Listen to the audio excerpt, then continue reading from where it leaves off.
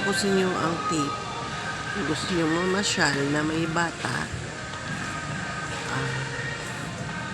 magdala lang kayo ng car toy nila. Hindi ka na mabibigatan sa kakakarga. Ayan, katulad yan. May car toy na si baby.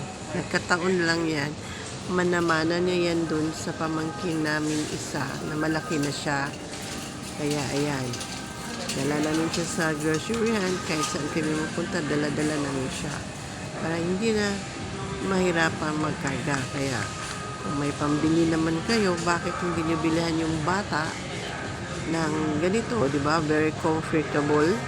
Very comfortable yung mommy at saka yung bata. Ayan. Nalilibang pa siya sa kakatutulak. Ayan. Pero guys, mahal yan. Hindi carry ng budget namin yung car toy na yan. Kaya lang, binigay sa kanya kasi malaki na yung baby ng bayaw ko. Kaya ayan, kami na naman ang nagmana. Sila yan ang nagmana ng car na yan. O diba, very comfy. Makapamasyal ka na, hindi ka pa makapapagod sa kakabit-bit ni Zian ng mga anak niyo. Kaya kung may budget kayo, bibili na kayo. May ano din siya, may stroller din siya. Pero kasi, maakit sa stroller niya. Parang hindi na siya nag-i-enjoy.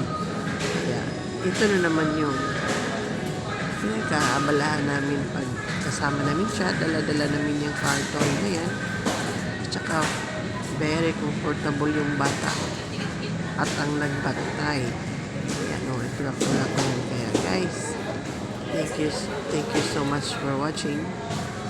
Please don't forget to subscribe. Ami Zian TV. That's all for today, guys. Ayan guys, car toy. Sa mga budget, mura lang yan. Pero sa amin, wala kaming budget pagbili ng car toy. Medyo mahal. Para sa amin. Ayan guys. Thank you so much for watching. Ayan. Happy Sunday to all. Bye.